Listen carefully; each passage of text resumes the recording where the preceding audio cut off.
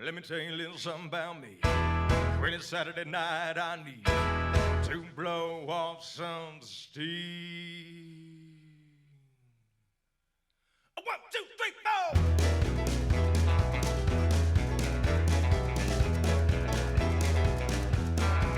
Well, I've been rolling in since o'clock in Monday morning.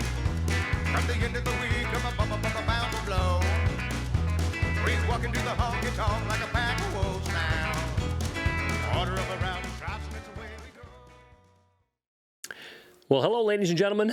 We're on the Equipment Talk from IRAY, and we have a special guest in here today, and it is Colonel Nick Kaspers. Colonel Nick, we want to thank you for coming out here today. I know that there's some things that we want to talk about today. Was just kind of let people know what is happening not only in the equipment industry, in the construction equipment industry, but some of the ag and so on and so forth. So, Colonel Nick, we've been actually starting an auction here, doing the heavy equipment auctions, and you've been out in the Dakotas doing auctions. And how do you see the prices in the last couple of years as far as what the equipment's been bringing out in your area? You know, it's real similar to what it's been kind of nationwide. The used equipment has really taken a skyrocket. It's never been hotter. Equipment now, if you've got used equipment, if it's in good condition, if it's well taken care of, well maintained, it's at an all-time high. Your replacement cost is so inflated nowadays. Parts are hard to get a hold of. We're in a different age. That whole, I don't even want to say the word, but after 2020, it's a changed world, especially in the auction business. Things have went to online only. You guys adapted to it. Yeah. I've been in the livestock industry for quite a few years. Well, as well as I do. I started with you 20 years ago. Yeah, you did. And then we've stayed right. I've stayed working for you for all these years, but kind of went to the auction, the livestock industry for a while, and we're antiquated. We're still doing things the old-fashioned way. You're still riding horse and buggy. We're still riding horses for darn sure. But has horses went up out there? Yeah. Have they? Everything's went up. Really? Everything's went up. Fuel, horses, flesh, everything, but maybe cattle on the hoof. Was that right?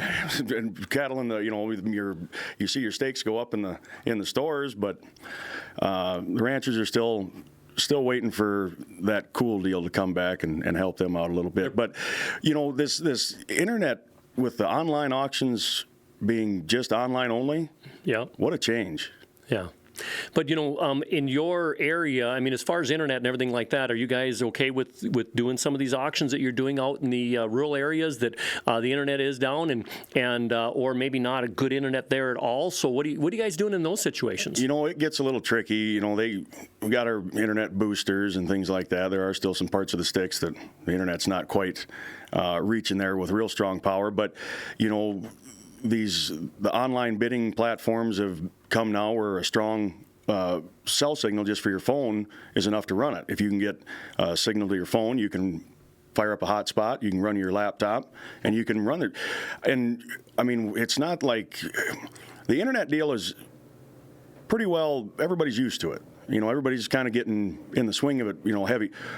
A year ago, the company I was working for, that was the first time we'd ever streamed an auction online. Oh, no. So there's still people just kind of coming along yet. So basically you were doing auctions on site. Yep. And you weren't online at all. Not at all. So you were relying on just the local people. Just your local bidders. What did that do for you when you guys lit up and put her online? Did it kind of help you out a little bit? Did you see some new buyers, or what happened there? Night and day. Okay. It was a night and day difference. It was that equipment sale had been going on for 60 years. Wow. It was the first time it was ever run live online, and there was a few questions about whether we needed it or not. Okay. So I was kind of a proponent of, I think we should have it. I think we should probably enter the 21st century and maybe get a little internet here. Probably not a bad idea. And help our sellers out a little bit. And the very first item, you start getting bids, and the questions were all answered right then and there. 37,000 in sales over the internet, and how many helped. how many help push and on that deal. And no, it's an absolute need. I mean, it allows people to be on their phones bidding on equipment, on 2 or 3 different sales, but they don't have to be at each one. You mean you don't have to go to a casino and play in the game? Yeah, right. No, you can gamble. You can gamble in a lot of different places than just a casino. But no, it's convenience. It's so much more convenient for these guys. I mean, the world moves so fast these days.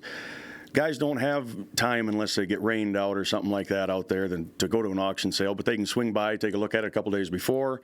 They know they're going to be on the road. Maybe they have another auction they want to go to, and they can sit there and watch it on their phone and bid on 2 or 3 different sales and get their equipment bought. So it's made it a lot easier for you guys out there. Oh, it's made it a lot easier for everybody, buyers, sellers alike. Is it hard for your, the guys, the older generation, is it harder for them to move into that era that, with the equipment and even the cattle or whatnot? Isn't it just a whole new animal, isn't it, the internet for you guys there? We got some people still, not wanting to change. They just kind of like, Dad did it this way, Grandpa did it this way, and by God, that's the way we should do it. And there's a lot of things that we can still do that way, but like Ray Henry always say, if you're not in front of it, you're going to get left behind. Yeah. So as far as like the internet goes and the livestock sales, we have Cattle USA. We have live internet bidding on our livestock sales. They used to do it with a phone, didn't they, or something like that? Oh, they still do it with a phone. All them cattle buyers are still sitting there on their phones, but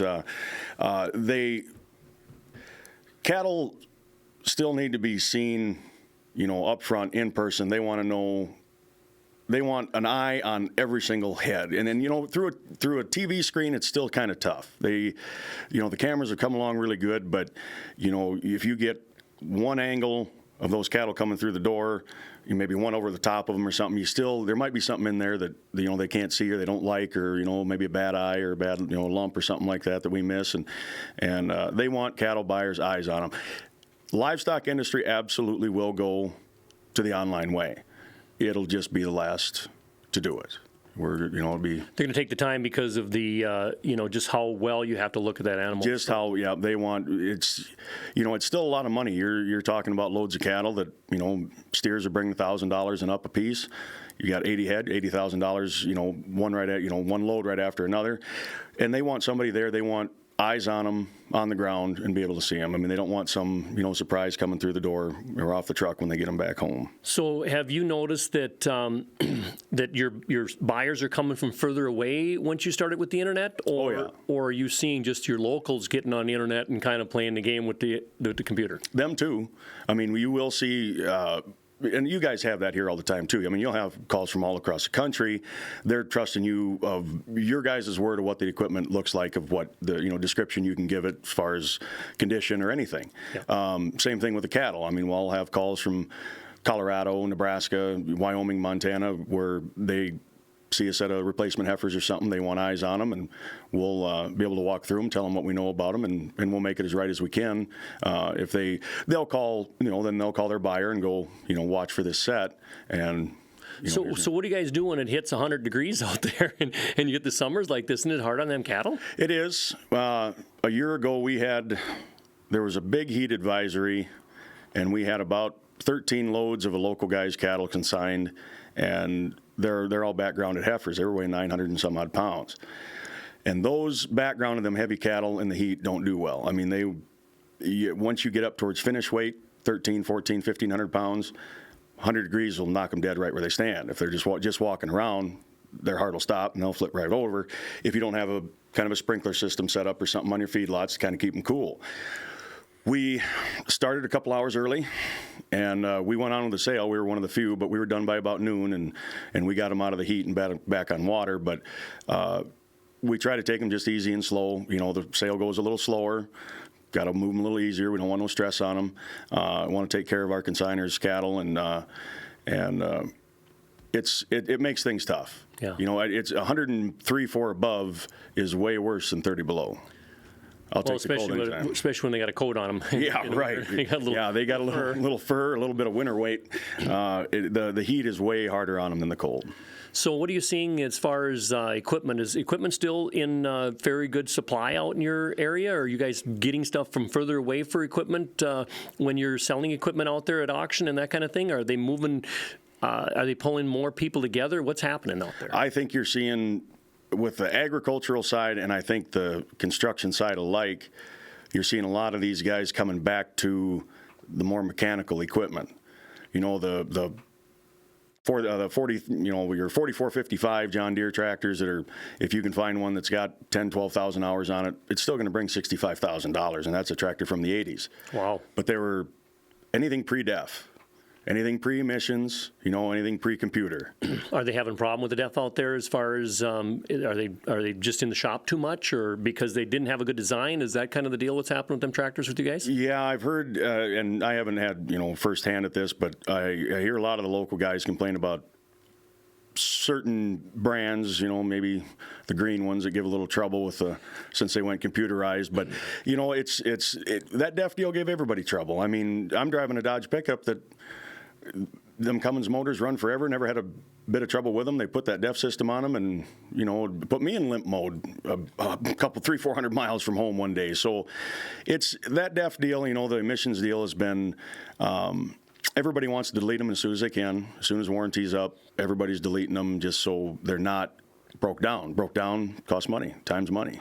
So even if like your trucks and all that, what are you thinking about the new electric trucks and electric vehicles coming out your way? Because, you know, we like talking about the new age, and I know that South Dakota, you guys are still, didn't you have in your law book something about all the reservations and Indians and stuff out in that neck of the woods, that if somebody was on a horse and you guys were in a wagon, that there's still a law out there, something about that you could shoot at them? There's still some old laws on the books, and we're a little slow to get things changed, yeah, but we just kind of go at our own pace. But a lot of these young ranchers and these younger guys that are coming up, even out in the Dakotas, younger construction guys, they're taking over the family business, they're taking over the family farm. They know that they got a better handle on it than Dad did. Mm-hmm. They got a better handle on a computer or a smartphone. They know how to whip that stuff up and make it work. So a lot of it, the younger generations have most certainly, especially in the farming, have really taken grasp on that because they can GPS every field they have. They can variable rate their fertilizer and save themselves money. They can get all that. I mean, then once they go around it once, now that's plotted, and they just take that SIM card or whatever and go from machine to machine.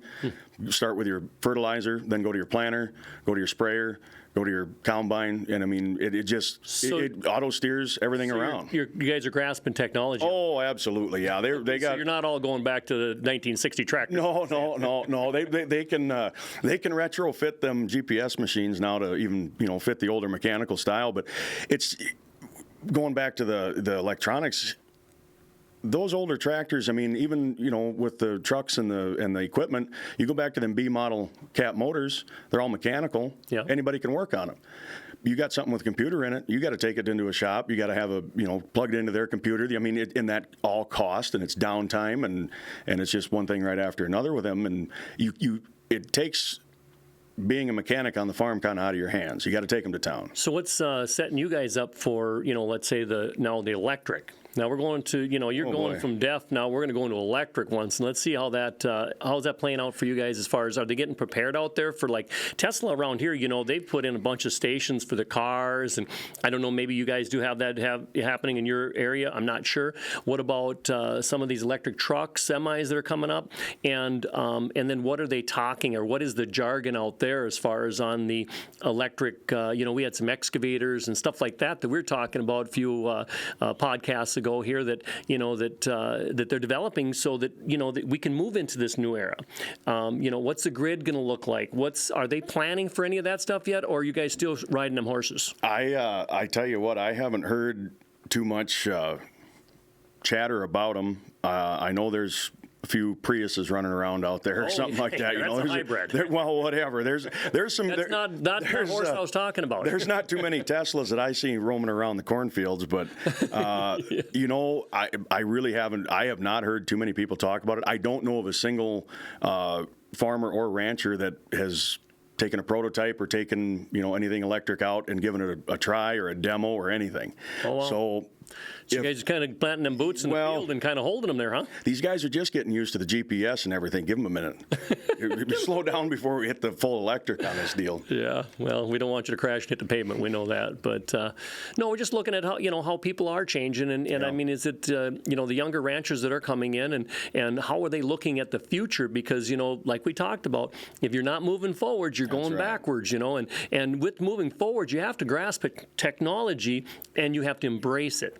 Now, it doesn't mean that you're going to go all electric on something. It means that you're going to have something as a backup, right? Right. Because I know them winters out in South Dakota, some of them places it can get pretty tough. Yes, it can. And wind blows, anyways. Oh yeah, 30 below and 50-mile-an-hour winds and snowballs hitting you in the head, and it's going to come, and I mean they'll adapt to it as it shows up. Like I say, I haven't really heard of anybody even trying one yet. I'll be anxious to hear when they do. On the rancher side of things, heck, them guys, a lot of the ranchers, they don't even go do GPS much.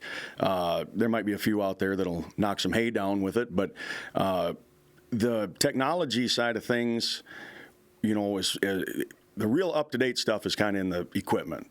With the ranchers, they not only do they like to stay kind of old style, but there's not just a whole lot that they can, other than like scales, the new scales that the ranchers can buy so they know what their cattle weigh if they're in the background and deal. There's not a whole heck of a lot of technology there, for the cattle industry. I mean, vaccinations get given the same way. Cows still have calves the same old way. But you say that you can actually look at some of the AI and some of the see the AI and deal, and then AI has been around for an awful long time, and it's a good way to improve your herd with new genetics. But there's something to conception rates as well. That's why a lot of people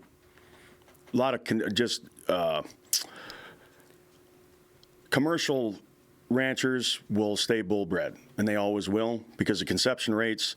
I have a friend of mine up in North Dakota. He's got 750 head of cows, and he does all bull breeding, and he can run 98% conception.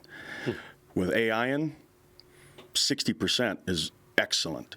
For you people that that aren't out ranching and stuff, AI is not the same as the AI with computers and stuff with artificial intelligence. So right. It's two different things.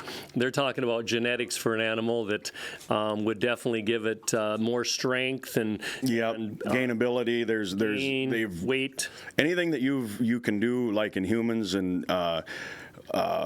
you can pull out different genetics of strong points that you want, in your herd. If you want to breed for milk, if you want to breed for gainability and carcass, and all those things you can pull from different breeders across the country, across the world for that matter, and bring in those genetics into your herd just to improve it in whatever area you want to. So wasn't that happening back in the, I know that, you'd probably know more history about this and everything else, but, back years ago in the 1800s, let's say, or the early 1900s, they were pulling bigger cattle from Texas and stuff that would last longer and would winter better, some because they mixed them with the herds that were up in the northern region, right? If anybody's ever seen the movie The Rare Breed, that was old Vindicator, the Hereford bull, the Hereford that come over from England, and they were bounded. And it's for the most part, it is a true story. I mean, it was the first Hereford Longhorn crossbred in Texas, and they thought, in the northern parts of Texas with that Hereford breeding, that English breeding, they could bring that in, and those Longhorns are a little thinner hided, they don't grow the hair as they like the English do, that they could weather the winters better. So clear back then, same thing. It's just bringing in something that will improve to your region, to where you're at, and for your herd. What it takes to help them survive. Now, do you see that out in your area, too, that you have to have bigger herds and they have to have more land and just to kind of survive this whole economics that's going on? Is that kind of what's happening? You're seeing the same thing in the farming and agriculture. I'll just broaden it to the agriculture industry that you're seeing in, I'm sure, construction and anywhere else. The big companies are getting bigger, and the smaller companies are going away. Yeah. And it's hard to see, it's hard to watch, but not a lot of people, agricultural, construction, excavation, it's hard work. I mean, yeah, you got all this big equipment, but you still need to run a shovel too. And not a lot of people, the kids go to college and they get an education and they don't want to sweat out there with that anymore. So you're saying that they're having a little bit tougher time finding people to do the work and stuff as well? I don't know where everybody went. Oh, is that right? They quit having big families, or what? No, everybody quit coming to work. I don't, I don't know what the heck happened after 2020. All of a sudden we had, 300 million people in this country, and we had unemployment rate, and now about 4.5%. Now we got help wanted on every single business, on every single town, and we still have 3.5% unemployment. I don't know where they all went. Well, I think that again, technology. And when you get people to embrace technology, they do things like we're doing right here. I mean, would you see in a podcast 10 years ago with us sitting down here? No, not a million years. Not on our level. I mean, right. And I think it comes down to that if you don't embrace that technology and want to move forward with it, I think you're going to be left behind. You're absolutely right. And when people get educated, they don't want to sweat as much, and they shouldn't want to sweat as much. Well, the world still needs ditch diggers too, but put air conditioners in the window. You're right. And that another thing with the age of equipment. Some of this older equipment that people are bringing back, not just everybody wants to come back and run it. Just because you can work on it doesn't mean they want to. That older piece might not have an AC in it or something like that, and an old resonator box, and sit there and listen to it scream all day. But the owners know they can run it more affordably and economically, but maybe employees 1 through 5 just don't want to run that piece of equipment so bad. Well, I kind of seen that in our world as far as when you get into scrapers and stuff like that. I mean, you get some of them old, we call them screaming Jesus because they were Detroits in them, and you had to have earplugs in, otherwise they'd blow your eardrums out, or worse than a rock and roll band, Run one of them all day and then bounce around in it and sweat. Besides, some of these old timers, they went through some hard labor there, I'm telling you. And they had guys that were on that they needed to work. I mean, they brought them in here, they needed a job, they needed to feed their families, and they had big families. I mean, there wasn't families of 1 or 2. There was families of, heck, my grandfather, they had 13 in the family. My great uncle, 16 in the family. And I think it comes down to that, that you really have to have a love for your passion for what you do. The farm hands, I think that a lot of them felt, hey, they're going to need the hands too besides. Absolutely. And you get a little more relatives that way too, And absolutely. And now there's less relatives. You got to find more friends further away, so maybe you don't want to go to work. Right.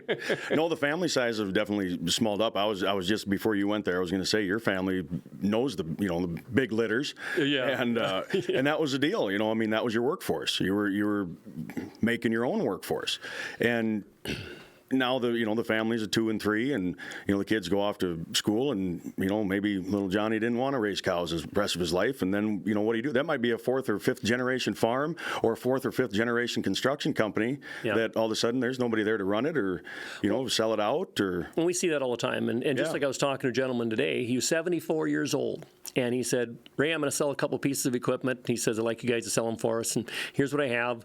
Can you tell me what they've been bringing in the market, kind of a thing, and talk to him about that. But also, the guy's 74. I said, well, how many more years are you going to put into this? He said, probably another 5. Still working. How many people do you got working for you? And he says, just me and another guy. Well, I mean, he said you can't find workers, not to run the older equipment and that. And the problem with that is that, we all see that and we see it coming. So that's why we have to look at new technology and we have to look at what is being offered so that we can actually maybe tell you people through the podcast of what is going on, what has happened, what is happening, and maybe, that grasp on understanding will help you or all of us move forward. Right. Because, we don't want to make the mistakes that I guess everybody looks at the guy that's 75 that's still out there turning wrenches and he's running an old grader and he's sweating dirt and everything else. He comes in and he says, hey, would you like to take this business over? What are you going to say to him? most people are going to say no, and they're going to run the other way. The kids Want to work till they're saying- 75. He said, I don't want to look like that and work that hard. No, these kids nowadays, they go, I'm going to retire by the time I'm 50 or maybe even earlier. Well, you got to look at technology again. And, Yeah, and if they're embracing technology, they feel that they're on the leading edge, right? And they're worthwhile then. And they're not going to work for $20 an hour or $15 or whatever. And some of these guys, if you're union, the union's pushing out the little guys, right? Yep. Because they need to get $35, $40 an hour, where these guys are getting these jobs, these union jobs that are paying up to $50 an hour to a guy that's working on a job. Now, is he sweating? Yeah, he's going to sweat if he's out there and he's a laborer. If he's an operator, yeah, he's going to have an air-conditioned cab and he's going to be able to call his own deal. So, so your education there is going to definitely help you out in that era. But we're also seeing that, autonomous, right? Yeah. So when we get into autonomous vehicles or units, they're actually looking at them and they roadmap them just like a GPS to a job site. They know, and guess what? That vehicle or unit will do the job one time instead of doing it 3 times, going back over it. Oh, I need more fill. I took too much out. Oh, you took too much out. Bring some back. That ain't happening. So they're actually cutting hours that way as well. I think the prices are going to come up, because our wages are coming up, right? And the jobs, I don't know our economy right now. It seems like it's hot. Equipment's hot, right? Yep. Because they're not building new stuff fast enough or getting the parts. So with that being said, we are basically going into an era that that we're all going to have to really take and keep a close eyeball on it. Yeah, we are. Like you say, we'll touch on it for just a second, and then we'll wrap this deal up, I think. But with the slowdown of when COVID hit and it kind of forced people not to come to work, slowed. They told them not to. Yeah, right. So slowed production down. So we just kept getting further behind. Then we just slowly trickle everybody back to work. Some people said, maybe I'll just stay home. And maybe I don't want to go to work anymore. Now we're so far behind. You guys see it. I hear about it. Newer trucks, 2 years out, 18 months out. Trailers, 2 years, 18 months out. These guys aren't getting, and there's going to be a big flood of used equipment again here in about a year or two.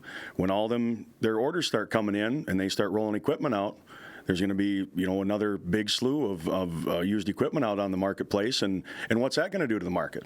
Right now we're hot, but we're starting to see a little taper already in some trucks and things like that. I think it comes down to what type of equipment you're going to be selling at that time, because it's going to change the whole deal as far as, right now. So if you're looking at scrapers or something like that, and it's an old scraper, they're going to be worth a parts price or maybe even a price that's going to be lesser, and it's going to go to a foreign market that they can take. Not the tier 3s and tier 4s. They're going to be able to take that kind of equipment. Sure. But again, they're willing to move up that way.